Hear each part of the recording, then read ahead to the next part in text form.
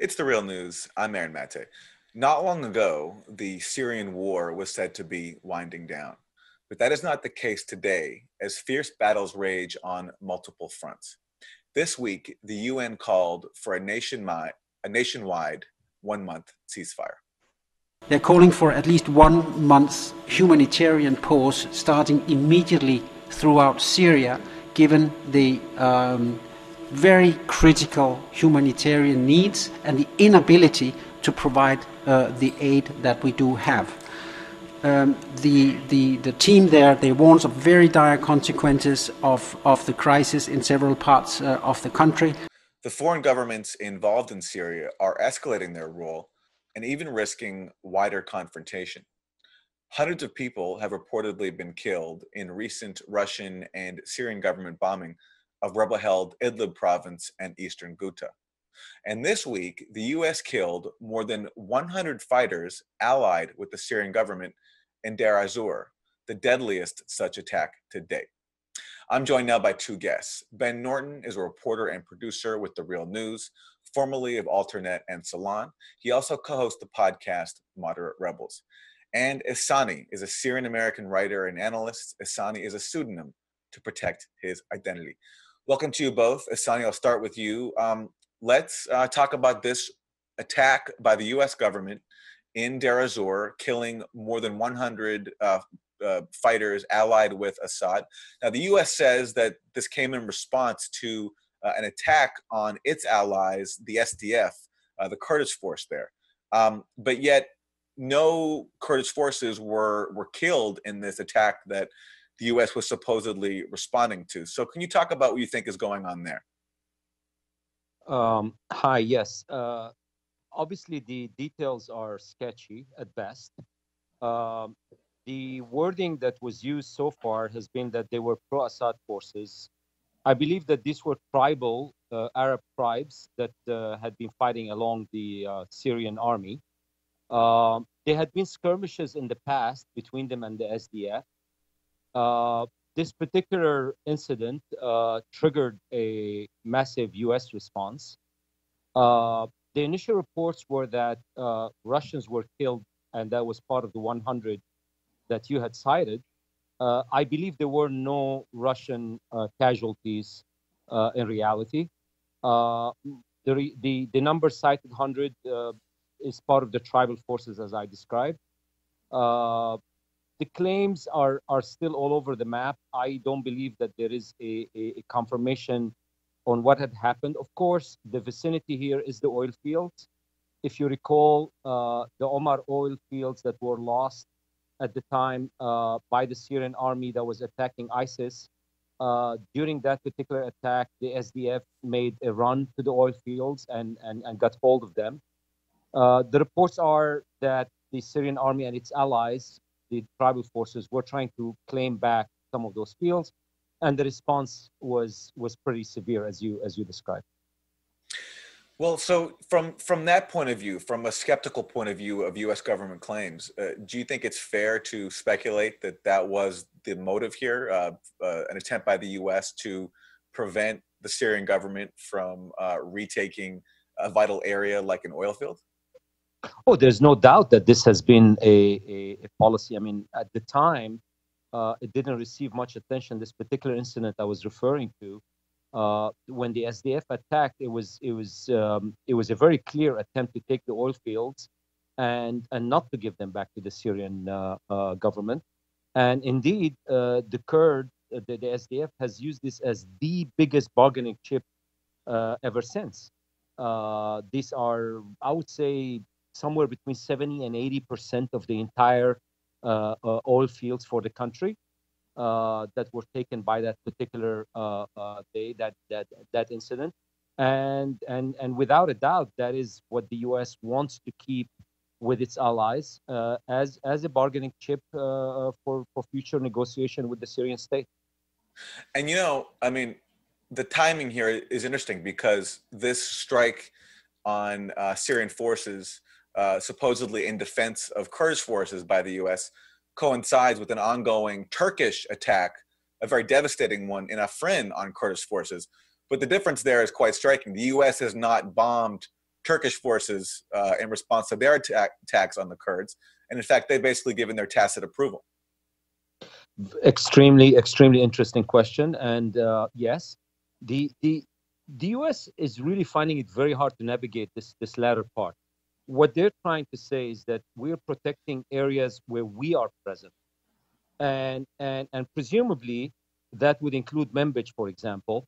Afrin, the way out has been that we're not in this area, and therefore there's little we can do about it. And I think this is sort of the most elegant way that has been presented in order to essentially explain what the policy is. If U.S. troops are in the vicinity, the Turks are not allowed to come, the Syrians are not allowed to come. And this particular attack fits in that strategy. All right. So Ben Norton, we mentioned Afrin briefly. Let's talk about there. There was just a report in The Independent yesterday by the veteran correspondent Patrick Coburn. He claims that the Turkish military is being accused of recruiting former ISIS fighters to take part in its attack on the Kurds in Afrin. Absolutely. And I think this is a really important contradiction that you underscored here, and it really shows the hypocrisy of U.S. policy. And it's looking at the difference between Manbij and Afrin. In January, last month, Turkey militarily intervened in Syria without the consent of the Syrian government. So according to the Syrian government, it considers this an invasion. And Turkey sent across 6,000 Turkish troops across the border. And there are also about 10,000 fighters that are fighting rebels inside Syria. Many of these are extremists. They're under the banner of the so-called Free Syrian Army, the FSA. But really, many of these are hardline Salafi jihadists. In fact, there's been video of some of these Salafi extremists embedded with Turkey, and they're chanting about how they fought in Grozny in Chechnya, how they fought in Dagestan in the Caucasus, and also how they fought to retake Tora Bora in Afghanistan, which was Osama bin Laden's former headquarters. So we see here that Turkey has continued its long-standing policy, this is not new, of supporting these hardline Islamists in order to, exert its influence inside northern Syria. And then, of course, Turkey is claiming that it is fighting terrorists in Afrin and is waging a devastating war against the Kurdish forces there. The Pentagon's response has been very instructive. The Pentagon told Kurdish majority forces who make up the YPG, which it's apparently the majority of the Syrian Democratic Forces, the SDF, although now the U.S. is trying to downplay the significance of the YPG in the SDF. And a U.S. official told Voice of America, the U.S.-funded media outlet, just a few weeks ago, the U.S. official said, we can use other forces instead of the Kurds. That's the language they use, this very kind of almost colonial language, as if the U.S. is just controlling all of these forces and making them follow orders. But anyway, the point is that we know, thanks to Patrick Coburn's report, we know thanks to whistleblowers, and we know because there's been video footage captured for years of Turkey having this on and off relationship with ISIS and other extremist groups. And again, we see how this is unfolding, where you have a NATO ally is militarily intervening illegally in northern Syria and fighting Kurdish forces that are ostensibly backed by the U.S. The U.S. is doing nothing about that, and instead supposedly fighting to defend those Kurdish forces in the area that just so happens to have many of the oil fields in the country that's further east. I mean, this really, once again, to stress this fact, underscores the hypocrisy of this policy and shows that the U.S. may claim it's fighting ISIS, but Turkey is recruiting ISIS fighters to fight the Kurds, which have been fighting ISIS. It's a mess, and it underscores the cynicism behind a lot of what's actually happening politically. Right. And, speaking of the U.S. claiming to fight ISIS, I mean, that was the purported intent of its mission when it first entered Syria. But that fight is over, more or less. The ISIS has been defeated thanks to not just the U.S., but Russia and the Syrian government and the Kurds. But now the U.S. is still there. And it's interesting to look at what the Trump administration is saying as the reason why it's staying. We've covered this on The Real News. Rex Tillerson recently announced that the U.S. was staying in Syria indefinitely. And I want to go to a clip of David Setterfield. He is a U.S. official, the Deputy Assistant Secretary of State for Near Eastern Affairs. And Satterfield was testifying to Congress recently, and he said that the primary reason the U.S. is now in Syria is because of Iran. Senator, the presence, the activities of Iran in and through Syria, by through Syria, I mean a greater qualitative enablement of the Hezbollah threat in Lebanon, is the primary strategic challenge that we and our partners face over the future in and through Syria, and I would add Iraq as well.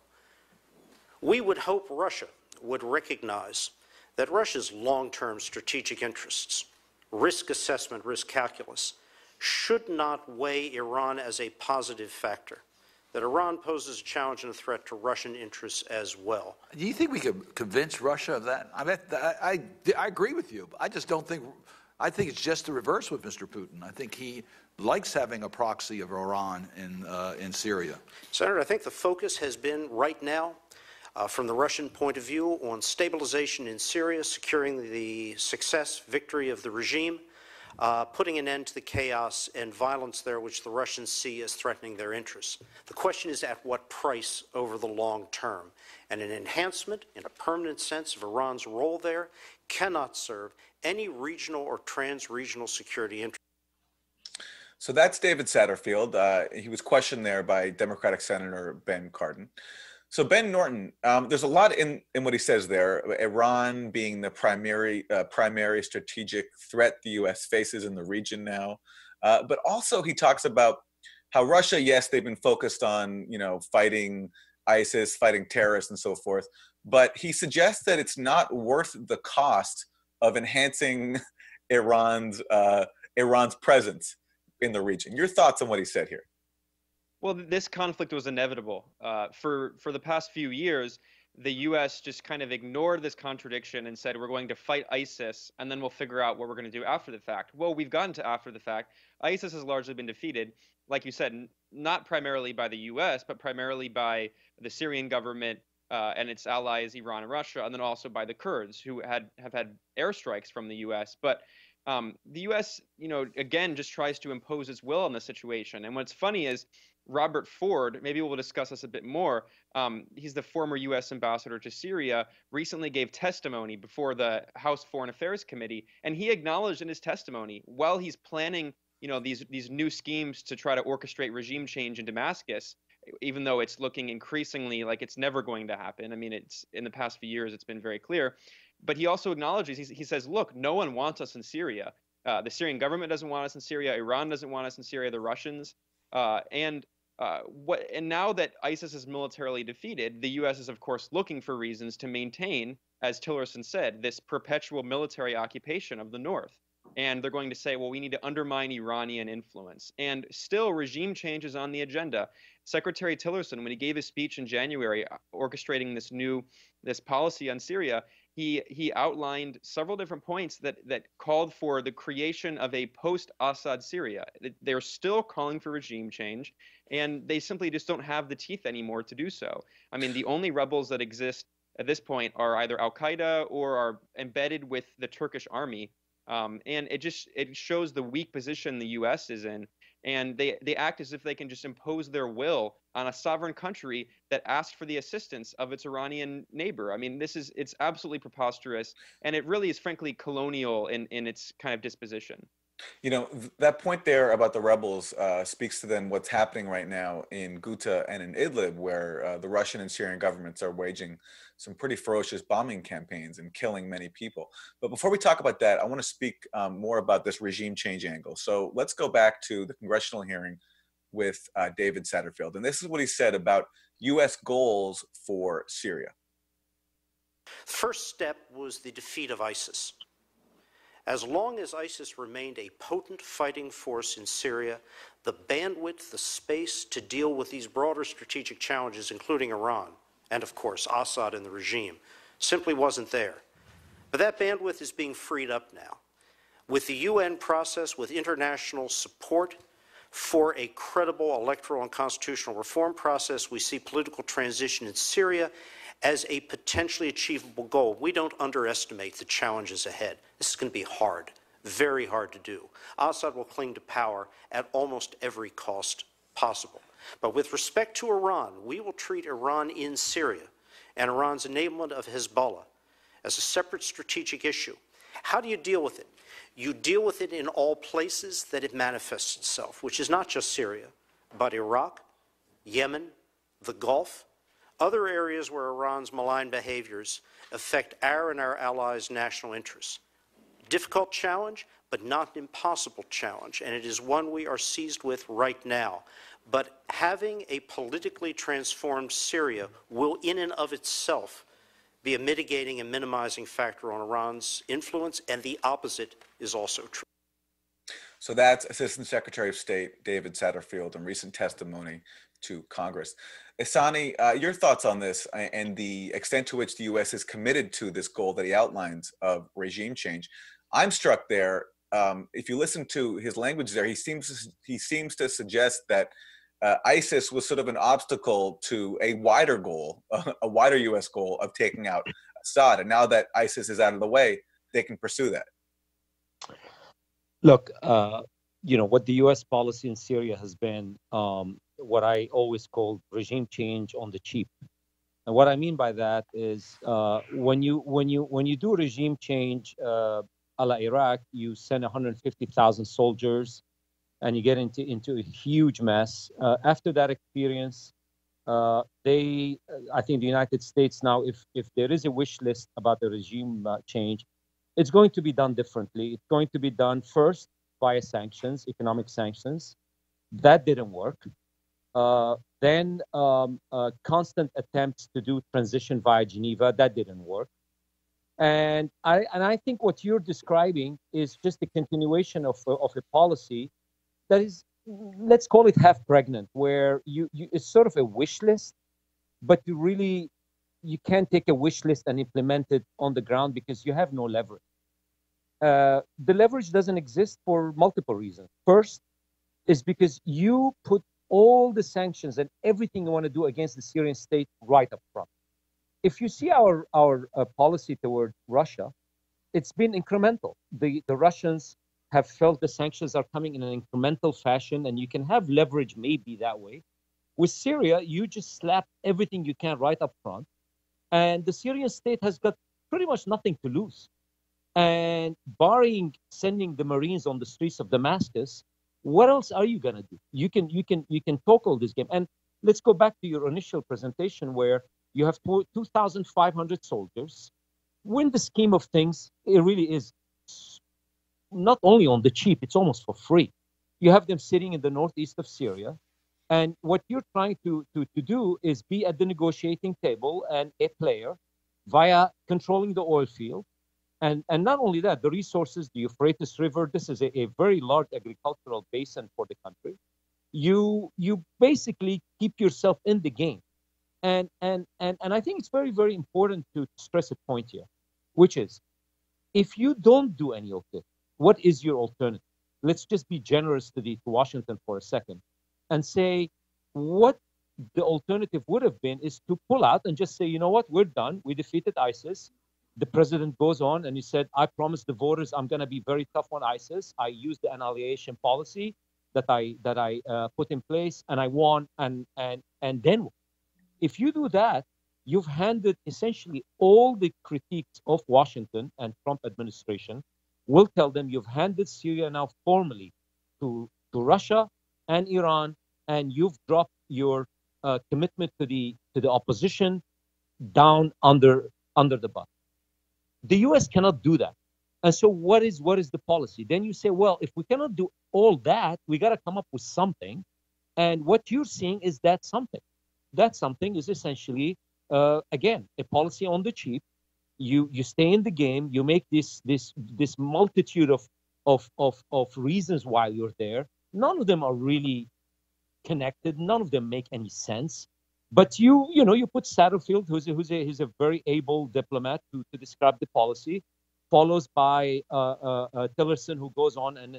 But really, at the end of the day, if you look at it on the ground, I think it's extremely important. Also, I don't want to miss this opportunity to talk about the Iran role.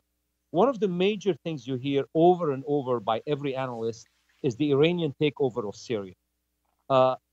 Today, 7 years into this crisis, I am yet to hear a proper analysis that describes exactly what that role is. Other than this kind of scary tactic of Iran taking over, you hear 150,000 militias take it. I had just been to Syria recently. I was in Aleppo. I came back. I mean, like, are they really influencing the government positions on? They're not. The real foreign player in Syria is Russia, yes. But to portray Iran as being a taking over, and therefore all our policies have to be designed so that we stop these corridors that are going to attack Israel all of a sudden, I just find the entire analysis not robust and very vague, and just gets repeated by one to the next without really any credible evidence. That's going to wrap part one of this discussion with Ben Norton and Ehsani. Join us in part two.